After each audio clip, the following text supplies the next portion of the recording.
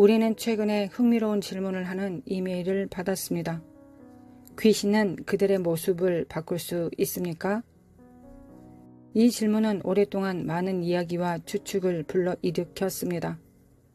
우리의 예정은 성경이 뒷받침하는 관점에서 이 복잡한 주제를 설명하는 데 도움이 되도록 할 것입니다. 성경만이 전 세계와 모든 시대에 걸쳐 기독교인들에게 유일한 길입니다. 어떤 것에 대해 길을 잃거나 당황스러우면 성경으로 돌아가십시오. 속임을 당하지 않도록 자신을 보호하고 싶다면 성경으로 가십시오. 성경은 영적 전쟁과 악마적 존재를 포함한 수많은 주제에 대한 방향과 이해를 제공합니다. 성경에서 귀신이 오늘날 대중문화에서 일반적으로 이해되는 용어처럼 물리적으로 한 형태에서 다른 형태로 변신하는 능력을 소유한 것으로 명시적으로 묘사하지 않지만 이러한 존재들의 본질과 그들의 기만적인 관행에 대한 통찰력을 제공합니다. 성경의 이야기에 따른 귀신의 실체는 영적인 존재이며 물리적 존재가 아닙니다. 이것이 핵심입니다. 우리는 종종 보거나 만질 수 있는 것에 대해 생각합니다. 그러나 귀신은 우리의 물리적 세계와 분리되어 영적 영역에 존재하며 다르게 작동합니다. 영적 영역은 중력이나 시간, 우리의 세계와 우리의 몸과 같은 물리적 법칙에 구속되지 않습니다. 존재에 대한 우리의 이해는 물리적 법칙에 뿌리를 두고 있습니다.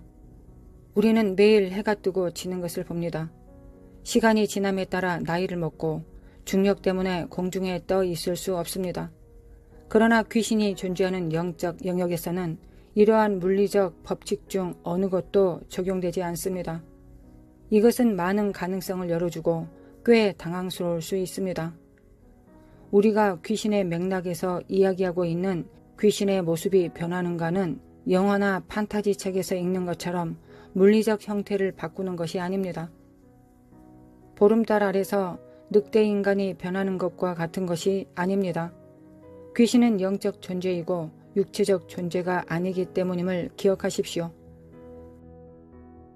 귀신의 모습이 변한다고 말할 때 우리의 착시나 가장을 하거나 사람을 혼란스럽게 하는 방식으로 속일 수 있다는 의미입니다. 예를 들어 고린도후서 11장 14절에서 사도 바울은 고린도인들에게 그러한 기만적인 관행에 대해 경고합니다. 이것은 이상한 일이 아니라 사탄도 자기를 광명의 천사로 가장하나니 사탄 자신이 빛의 천사로 가장하기 때문에 놀랄 일이 아닙니다. 여기서 가장하다라는 단어의 사용이 의미심장합니다.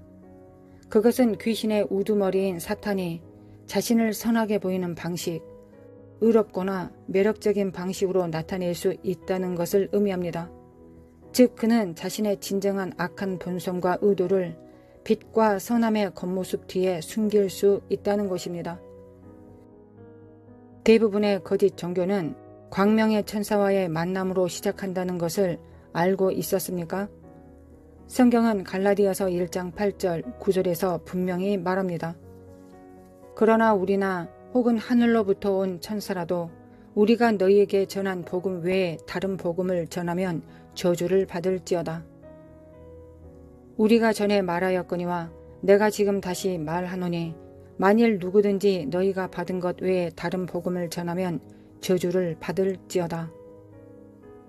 한 사람이 다른 복음을 전하는 천사와 상호작용함으로써 형성된 종교의 부상이 있을 것입니다. 성경은 우리에게 전한 복음 외에 다른 복음을 전하는 천사를 절대 믿지 말라고 경고했습니다.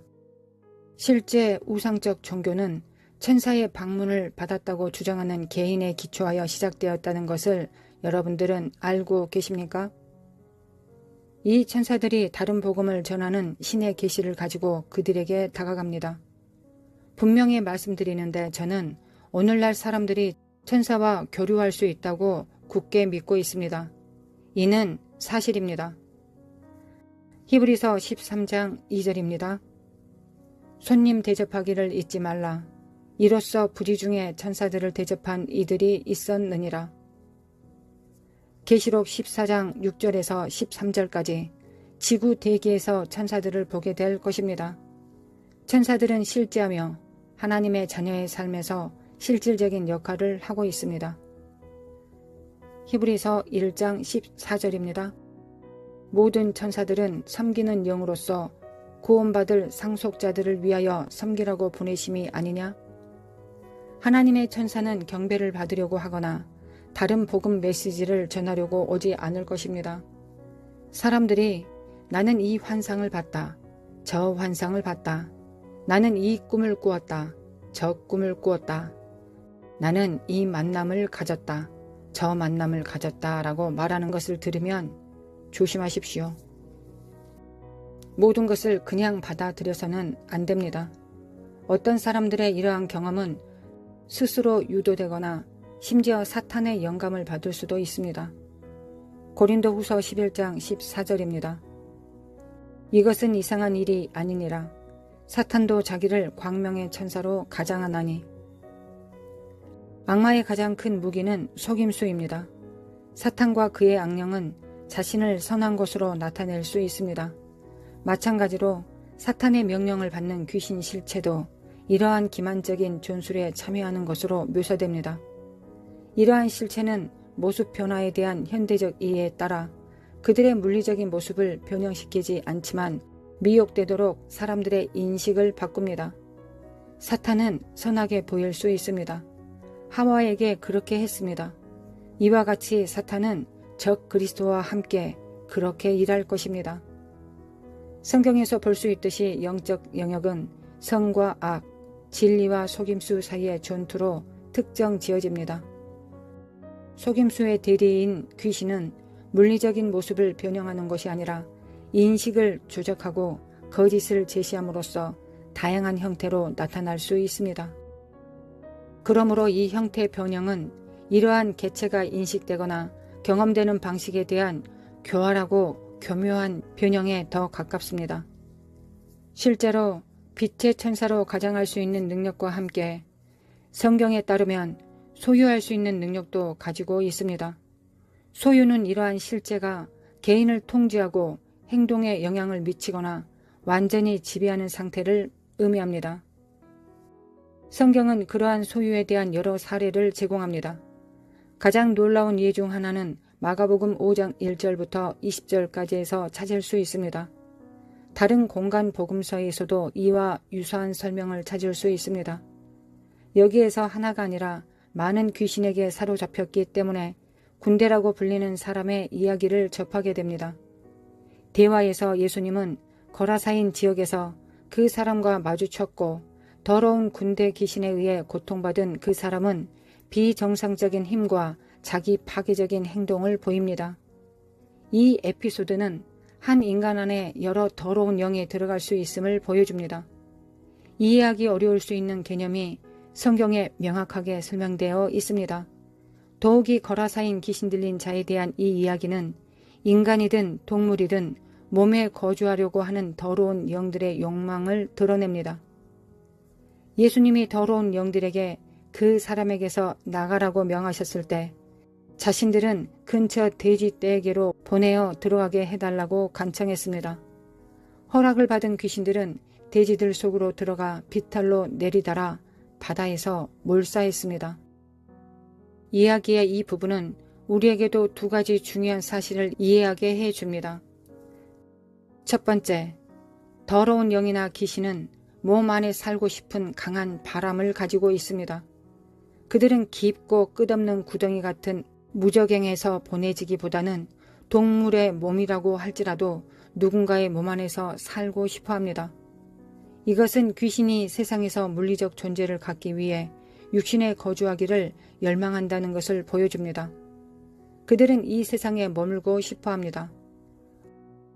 우리 시대의 대다수의 사람들은 귀신이 실제한다고 믿지 않습니다. 그러나 성경에 따르면 이러한 영들은 우리 주변에 또한 불신자들에게는 더욱 많다는 것을 기억하십시오. 그것들은 해를 끼치고 혼란을 일으키기를 원하며 그들이 몸 안에 있기를 원하는 것은 이런 일을 할 수 있는 방법이 육체가 있어야 된다는 것이기 때문입니다. 두 번째 요점은 이 영들이 해롭다는 것입니다. 귀신이 돼지들에게 들어가자마자 일어난 일에서 볼 수 있습니다. 돼지들은 곧장 호수로 달려가 익사했습니다. 이것은 이 영들이 가는 곳은 피해가 뒤따른다는 것을 보여줍니다. 그것들은 거주하고 있는 것에 해를 끼칩니다. 한 사람이 많은 귀신으로 가득 차 있을 수 있다는 것을 우리는 알 수 있습니다. 이 귀신들은 육신 안에 살고자 하는 강한 욕구를 가지고 있다는 것도 알게 됩니다. 그것들이 살고 있는 육신에 해를 끼친다는 것을 우리는 기억해야 합니다.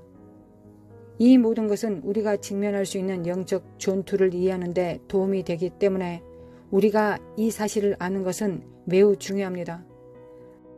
악마의 지배의 위험을 이해하는 것은 우리가 영적인 전투를 인식하고 대응하고 속임수로부터 자신을 보호하려면 매우 중요한 지식입니다.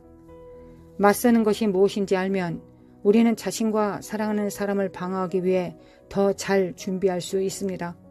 그렇기 때문에 성경을 계속 공부하고 이러한 것들에 대해 배우는 것이 매우 중요합니다. 결론적으로 귀신은 일반적으로 이해하는 대로 변형됩니까? 성경을 기반으로 하여 그것은 아니라고 답할 수 있습니다. 그것들은 변형할 물리적 육신이 없는 영적 존재입니다. 그러나 빛의 천사처럼 다르게 나타나 우리를 속일 수 있습니다. 그들은 해로움과 파괴로 이어지게 하는 행동을 통제할 수 있는 육신을 소유하기를 원합니다. 이것은 전통적인 형태 변화가 아니라 영적인 속임수입니다. 우리는 이러한 위험을 인식하고 대항해야 합니다. 계속해서 성경을 연구하고 하나님의 인도를 구하십시오. 악마는 물리적으로 변신하지 않습니다. 그들의 변형은 영적인 속임수입니다. 우리는 이러한 속임수를 경계하고 방어하고 영적 영역을 분별하기 위해 기도하며 하나님의 말씀에 의지해야 합니다.